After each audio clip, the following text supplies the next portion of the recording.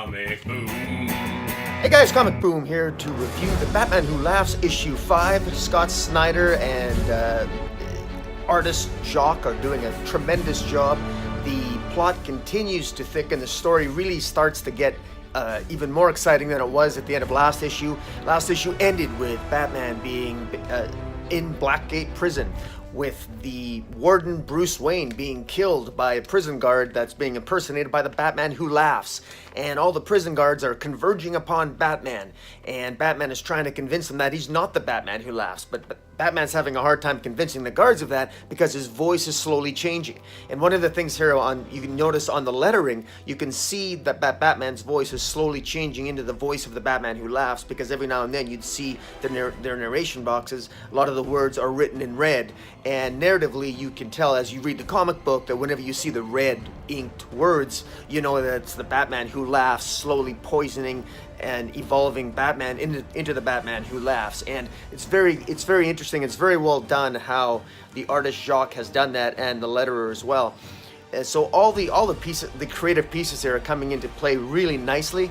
Now, the Batman, what is particularly interesting here is Batman, in order to escape the guards, he finally allows himself to embrace the power, some of the power that he has as the Batman Who Laughs. The poison in him that is slowly killing him and converting him into the Batman Who Laughs allows him to see into the thoughts and to the darkest desires of those people that he looks at. And so he looks at the prison guards and he learns their secrets, and so he learns their secrets through his darker side and his darker power as the Batman Who Laughs. And as Batman, he utilizes that secret to try to goad the guards into letting him go by threatening them, saying, "Look, I know your secrets. I know your wife. I know your kids. I know where you live. If you don't let me go, I'm going to hunt you down." So he does that in order to escape the guards, because the guards let him go because they're afraid of him. They don't want the Batman Who Laughs to come back after them. So Batman manages to escape Blackgate prison, and that's very good. Meanwhile, Commissioner Jim Gordon is, of course, trying to escape from the Grim Knight. The Grim Knight let him go because he wants to hunt him down. The Grim Knight resents Commissioner Gordon because in his universe, Commissioner Gordon took him down and destroyed every vision that he had for a perfect Gotham, a crime-free Gotham. And of course, the Grim Knight now wants revenge on Commissioner Gordon, so he, on our universe's Commissioner Gordon, so he lets Commissioner Gordon go, and he sicks the Robins on him, the two Robin Hounds. And Grim Knight reveals something very interesting, and apparently those two Robin Hounds, they're actually incarnations of Commissioner Gordon's son, James Gordon, from different universes that have been corrupted and basically perverted into hounds. So it's almost as if they're like the Batman Who Laughs version of James Gordon from other universes, and it's very interesting. So these hounds, these Robin Hounds that are really incarnations of James Gordon from other universes, they're hunting Commissioner Gordon. Commissioner Gordon tries to escape, jumps into the reservoir underneath the subway of Gotham City, and he's trying to get away, and just as he's about to be attacked and killed by the Robins are taken out by his real son of our universe, James Gordon, who rescues him and basically tells him, "Look, Dad, I'm okay, it's me, it's really me." And it's what's very fortunate in this case is James Gordon who is a psychopath in our reality. He's been taking Wayne Tech drugs to keep his psychopathy at bay, and it's still working.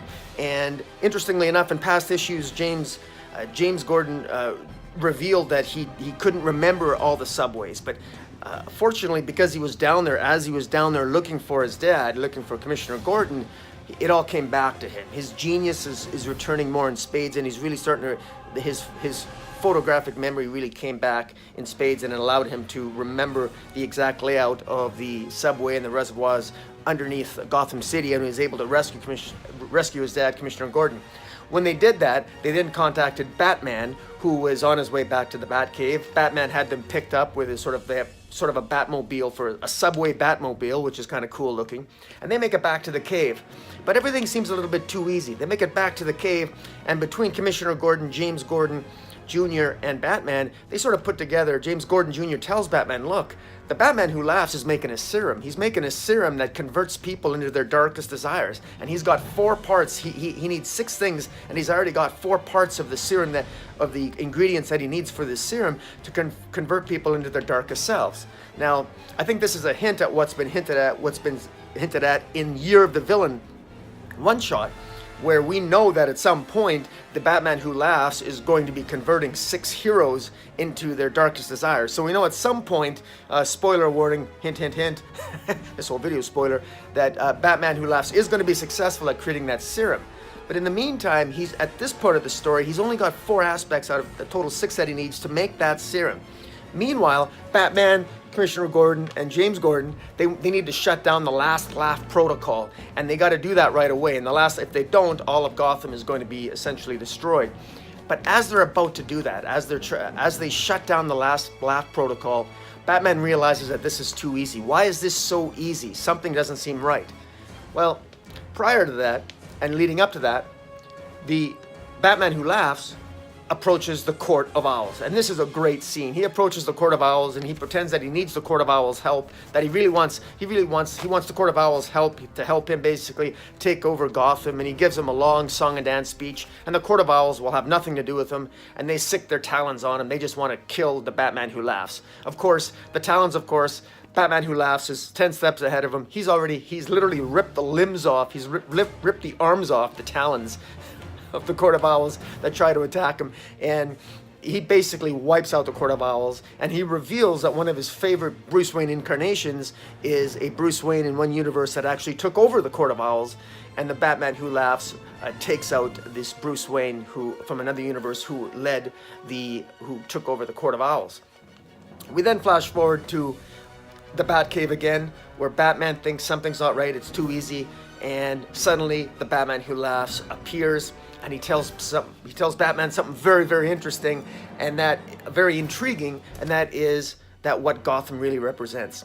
The symbol throughout this issue has been a token. The issue starts off with Batman reflecting on a token that his father gave him, a subway token, on an early Sunday morning or some damn thing in his past, and the token represents Gotham City. It has a star in the middle, and it has a bright sky, and the ring itself of the subway token represents the fact that the people of Gotham protect each other.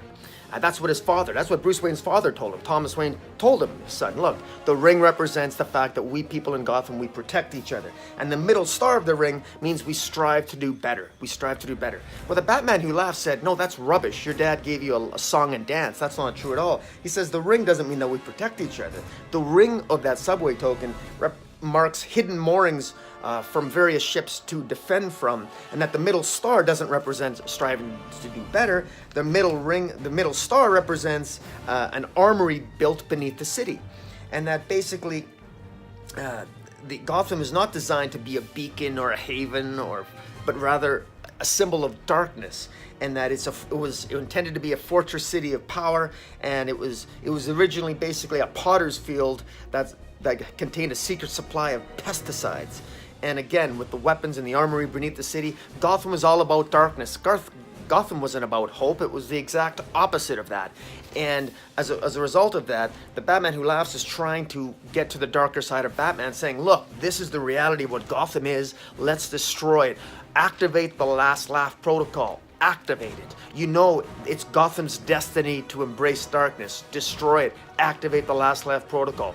So this Batman Who Laughs is playing a psychological game with Batman, and it's working well. Meanwhile, Commissioner Gordon, Alfred, and James, they're trying to talk Batman out of this, but it isn't working, and we're left with a huge cliffhanger again, just like in every previous issue. We're left with a huge cliffhanger with Batman seemingly activating the Last Laugh protocol as opposed to dismantling it.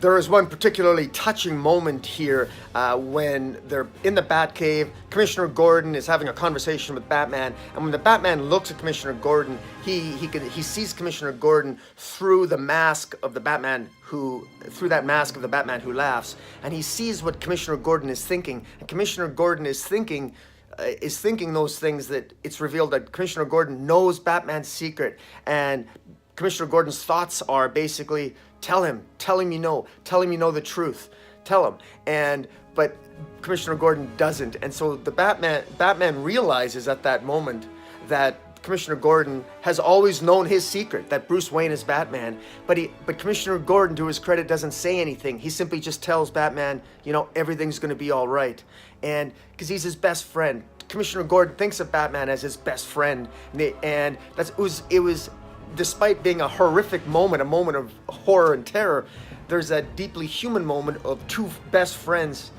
talking to each other, and yet not, only Batman can see the thoughts of Commissioner Gordon, and Commissioner Gordon, the best friend that he is, knows that he doesn't want Batman to know that he knows his secret, and because he knows that it would affect it, and he just wants to tell his friend that everything's going to be okay, and that's exactly what he does. Very touching moment, and it really shows that Scott Snyder understands these characters, and again, just a bang on moment for lovers of all things Batman and the relationship between Batman and Commissioner Gordon. So, wow. So much has happened in this issue. This is so well written. It's so fast paced. It's well structured. It's well written. The art by Jock is fantastic. I'm really enjoying this. This is exciting stuff, and this is big. I particularly like the fact that at some point we already know that this has been going to be extended one extra issue. This was originally a 6-issue series.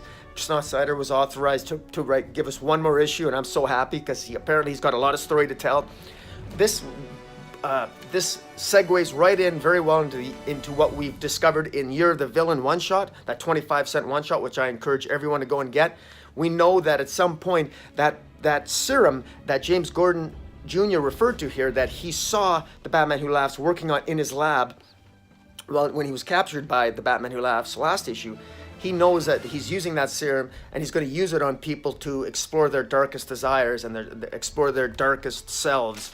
And we know that 6 heroes of the DC Universe are going to become infected, and perhaps, who knows, maybe have already been infected, because the Batman Who Laughs does seem to be like 10 steps ahead of everybody.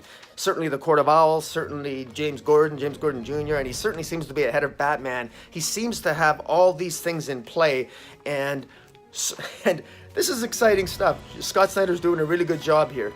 We might not like a lot of the abandoning of Rebirth in the DC Universe, but if we're going to have darkness, at least we're getting darkness like this, entertaining stuff. Guys, tell me what you think of the Batman Who Laughs issue 5. I think the story is heating up and is well worth a read. And if you're not reading this series, you should be. Follow me on Twitter at Metropolis40. Hit the subscribe button. And until next time, Comic Boom, out.